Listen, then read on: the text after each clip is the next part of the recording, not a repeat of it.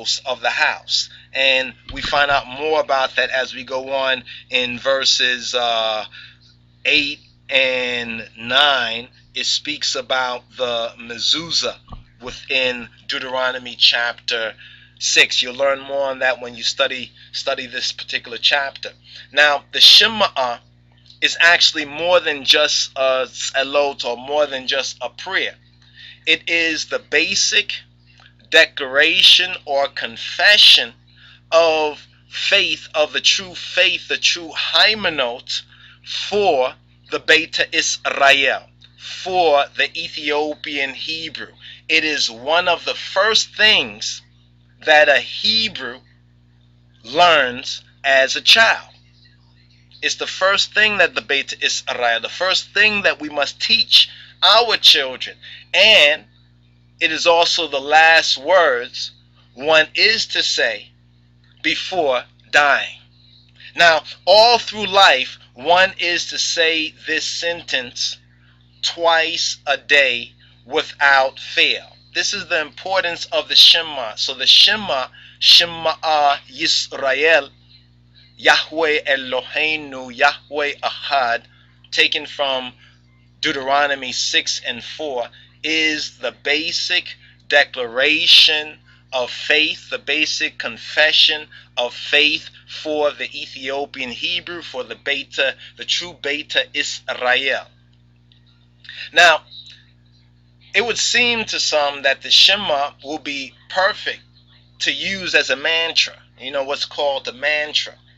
Now, according to the ancient Judaic teaching, and the word for teaching is called Talmud. Now, there's a lot of controversy around Talmud and the Babylonian Talmud and this Talmud and that Talmud. But Talmud, basically, as a word, what's in the word? What does the word mean? It means teaching.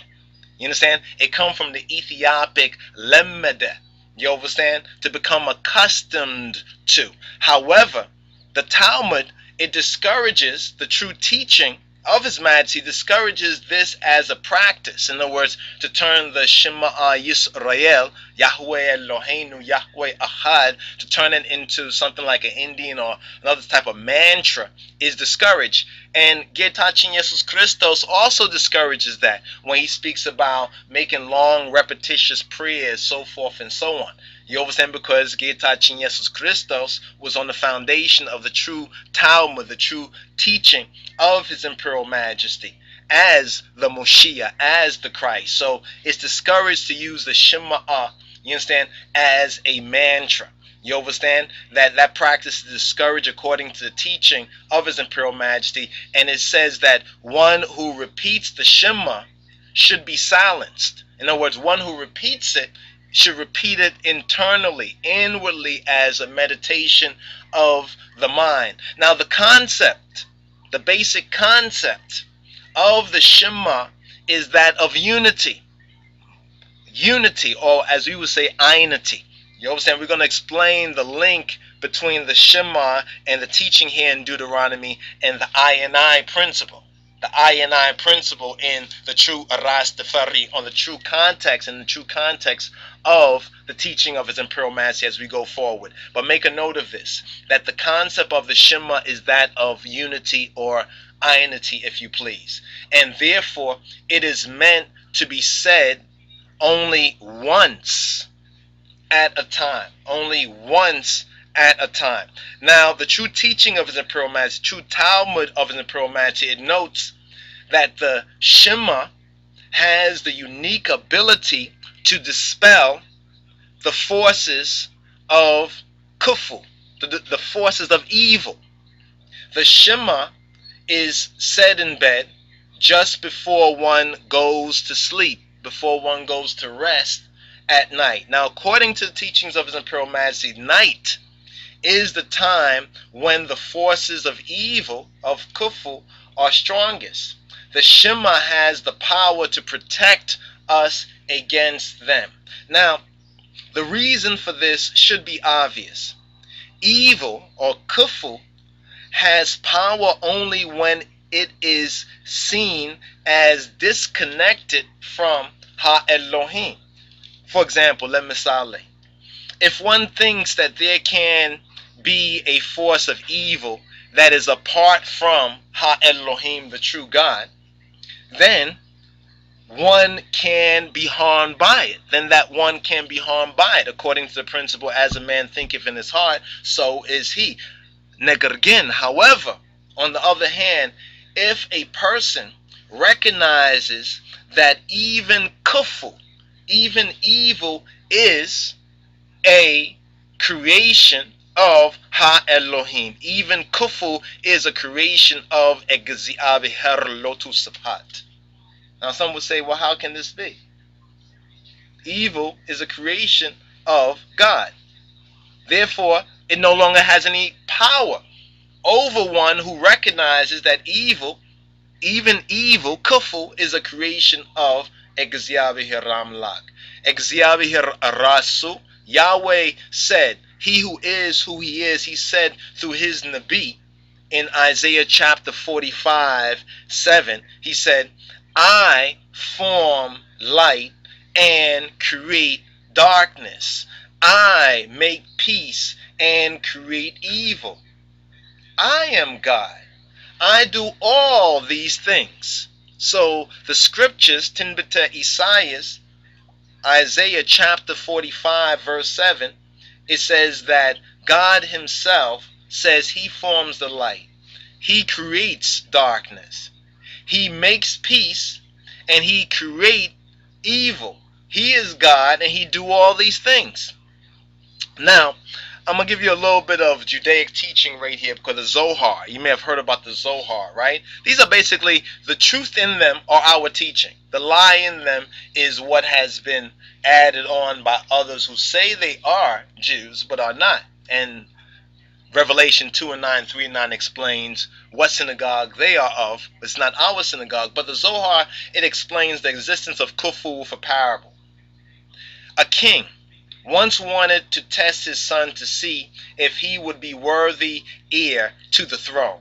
He told his son to keep away from loose women and to remain virtuous. Then he, the king, hired a woman to entice his son, instructing her to use all her wiles with him. Now the rhetorical question is asked, is the woman not also a loyal servant of the Negus?